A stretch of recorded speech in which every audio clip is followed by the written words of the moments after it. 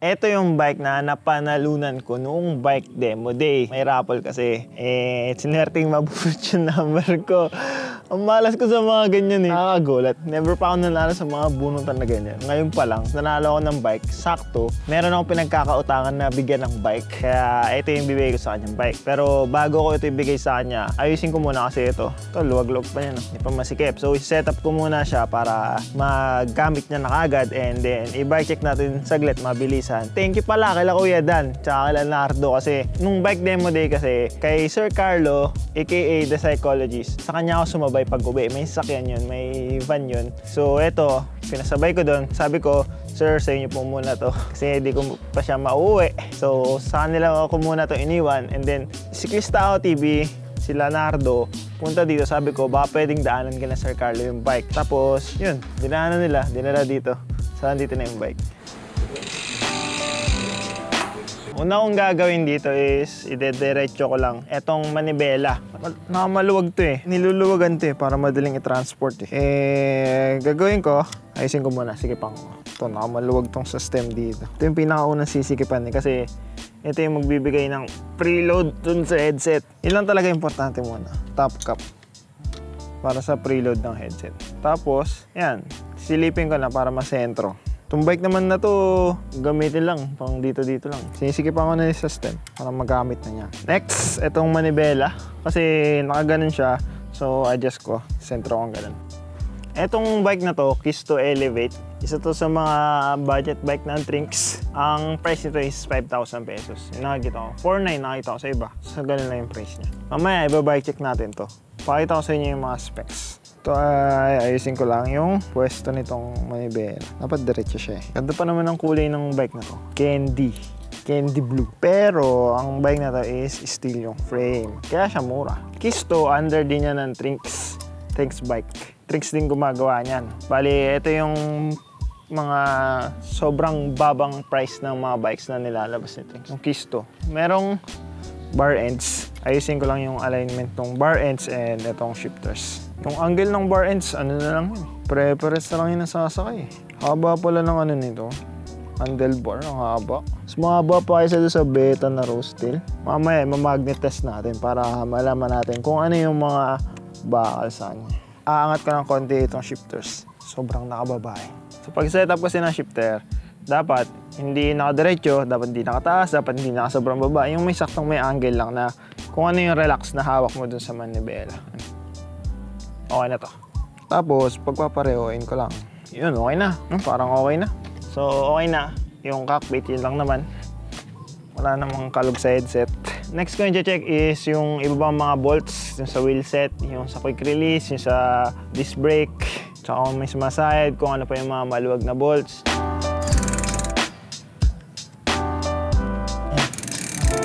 Ito, di na natin tatanggalin. Ito, okay na. Parang okay na. Check natin kung ano yung mga parts na bakal. Yung frame, syempre, yan, bakal. Yung stem, kaya alloy yung stem. Stem, alloy. Handlebar, bakal. Itong crank arms, bakal to. Itong fork, yan, bakal. Basic lang kasi. Seat post, bakal. Yun, yung mga bakal. Rims, alloy. Alloy rims. Okay, so bike check. Kisto Elevate. Yan, Elevate yung model. Kisto brand, under ng Trinks. Bakal yung frame. Itong head tube is mukha siyang tapered, no? Pero hindi siya tapered kasi pinalit pa din dito sa loob. So pag tinayin natin yan, pantay lang yung butas niyan. Itong taas tsaka baba. Mukha lang siyang tapered pero hindi siya tapered. Ang ganda lang tingnan. Yung pintura niya is glossy na candy. Parang pang sakyan. Tapos ayan yung decals niya. Itong frame size is 17 medium. Pero yung frame nito, yung wheelset na kasya sa kanya is 26.26 sir. Yung cable routing is hindi internal. Dito may mga cable stoppers. Siguro nire-reserve nila yun sa Majestic para at least may lamang pa rin yung Majestic na frame. May boss dito.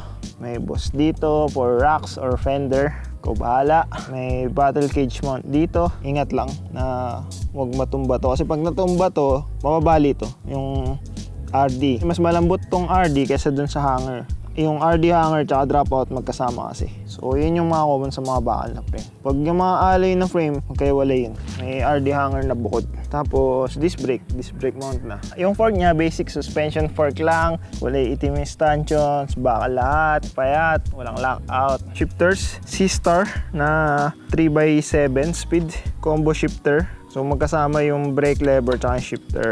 Yan, parang Shimano na combo pero hindi Shimano brand, C-Star brand. Itingin nyo para magmura siya eh. Tapos FD, Sunrun, RD, Sunrun din. 7 speed tong sprocket. 1428 to I believe. Threaded yan for sure. Yung crank set naman is ito yung halong plastic and bakal. Yung crank arms. Tapos 3x, tatlo yung plato, may bush guard. Chain, yan, pang 7 speed. Yung preno nakalagay dito, Duoder brand. Mechanical disc brake, pero disc brake na siya at least. 160mm yung rotors, harap likod na yan. Yung hubs yan, ordinary hubs lang yan, na pang disc brake. Pero hindi siya naka quick release, may takip lang dito. Kaya hindi natin kita yung nut dito, kasi yan, may cover eh. Pero hindi siya quick release. Yung gulong Kenda, ito yung tingin ko maganda dito kasi Kenda yung gulong. Hindi siya sobrang lapad, hindi siya sobrang taba. Saktuan lang. 26x1.95 yung lapad niya. Tapos yung pattern niya is pass rolling yan. Na pwede pang i-offroad. Yung rims niya is alloy rims. Hindi sobrang taba. Pero walang brake line, so pan-disc brake talaga. Sa stem, keys to stem, alloy na. May mga spacers ka pa dito. Tapos meron ka pa nito, so pwede mo siyang ibaba kung gusto mo. Pero okay na yan. At least comfortable gamitin. May rise yung handlebar na stock. Tapos mahaba. Yung grips niya is parang okay yung grips niya. Malambot. And then may kasama plastic na sungay or bar end na grips. May kasama. Pedals, plastic. Okay na yan. Seat clamp, na quick release. Tapos seat post. Ito yung medyo makalumang seat post. Saddle. Mukhang okay yung saddle. Mataba. Malambot. Ito, di na natin tatanggalin yung mga reflector. Okay na yan kasi may pang service lang naman yan. May stand, side stand, hindi na tatanggalin yan, okay na yan. So ayun na yung bike, okay ba yung bike? Kung yun lang talaga yung kaya ng budget, pwede na din. Kaya lang, kung kaya naman taasan ng konti pa yung budget, meron kang makukuha sa Trinks na alloy na yung frame. Tapos Shimano yung mga pyesa. Mas okay yun, kaysa dito. So ito is, nakita ko is 4.9, pinakamababa ko nakita ang price ito. I think makukuha pa yun na mas mababa doon. Pero sa 5K naglalaro yung price ito. Bakal. So, hindi siya sobrang kagandaan yung mga pesa. Pero I'm sure may mapapasaya tayo pag binigyan natin ng bike na to. Kasi itong bike naman na to, magamit niya pang pasyal-pasyal, ikot-ikot dito sa lugar namin. Hindi naman kailangan ilaban sa mga karera or sa mga pang trail. Hindi yan pati trail. Dito lang yan, pang kalsada lang yan. So ngayon, dadaling ko na itong bike doon sa mga lola ko. Kasi bibigyan natin sa pinsan ko. Tara, nagtataka kayo bakit naka-helmet ako. Siyempre, mabike tayo eh. Dapat naka-helmet tayo kahit malapit lang. Pero hindi kasi itong helmet na ito ibibigay ko din sa kanya. Para at least yun, may helmet na din siya. Para safe siya mag-bike. So, bike and helmet. Tara, malambot pala. Malambot pala yung gulong. Hanginan muna natin. Sampay pambomba na. Oops, nahams agad. Malapit lang talaga. Diyan lang eh. Ang pagbibigyan ko nito is yung pinsan ko na babae. Nakapangako kasi ako sa kanya na bibigyan ko siyang bike eh. Okay naman. Kumakambyo ka ba? Tingnan natin kung kumakambyo. Wala sa tono. Dali na. Tago mo muna sa kwarto. Walang gagamit, hindi nga. Ayan nga, kay Jam nga to. Dali, picture lang kita. Saka to. Yay, salamat Kuya Ian. Thank you kay Ian. Salamat. Yay, Lola, may bago na. Yeah, naninibago. Uwi yung cellphone mo kasi. Ako muna. Yeah. Tagal na niya sinasabi sa akin yan eh. Yan lang yung nasa kwarto mo. Kailangan mo ng lipad, tsaka magtitingin tayo kami sa Quiapo. Yan. Sabi kayo, akit namin to. Masaya. Ayan ang papasko ko sa'yo. Hapon na sabi Hindi ka nahingi ah. Akala ko nga di mo ibibigay. Sabi ni Kuya Jasper, kinalas mo na daw. Thank you kay Ian. Bye-bye. Palabas na ulit sila. Dito kasi nakasulat yung kontrata namin. September 3, 2018. 100k subscribers. Bibilang ko dapat siya ng Instax yung camera. Pero nagbago isip niya, sabi niya bike na lang daw. So September 3 pa yun, 2018. Tapos kailan ako naka 100k? 2019 na, diba? So etong mga date na to, wala pa akong 20k yata niyan. Ang tagal na hinintay. Ito na lang. Sabi ko, pag 1 million subscribers na. Ilan na? Ha? Ilan na? 500. Pero, Di ka lahat yung 500. ha? Di ka lahat yung 500. Hindi, pag naka 1 million subscribers ako, bigyan ko ng 500 pesos. Hindi, bili mo na. Ito yung tindahan ni Lola. Tagal na nito. Makakuha tayo na. Ayan si Lola. Si Lola, ayan. Ayun, sa mga pumupunta dito bibili kayo dito sa tindahan ni Lola. Matagal na yung tindahan ni Lola, simula bata pa ako. Elementary pa ako. Na yan dyan. So dyan din ako lumaki kay Lola. Kaya dito na lang yung video. Pasensya na. Bili sa pinsan ko yung bike na napanalunan ko sa raffle. Thank you sa Bike Demo Day. Saka sa Trinks kasi Trinks nag-sponsor nun eh. Pero huwag kayong mag-alala kasi sabi ng Trinks, bibigyan daw nila ako ng bike na pwede kong iparaffle.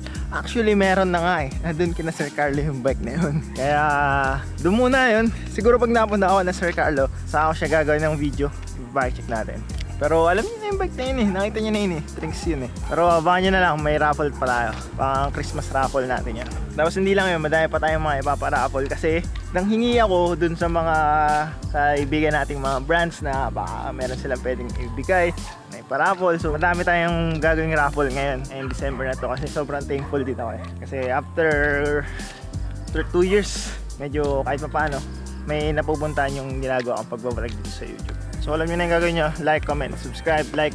Malaking tulong sa channel yan pag nag-like nyo yung video. Tapos comment kahit ano, kung may tanong kayo, request, suggestion na gawin ng video ng topic, lagay nyo lang sa comment section sa baba. Tapos subscribe kung hindi pa kayo nakasubscribe. Kita sila sa mga susunod na videos, but yan sa daan. Ride safe mga kapatid.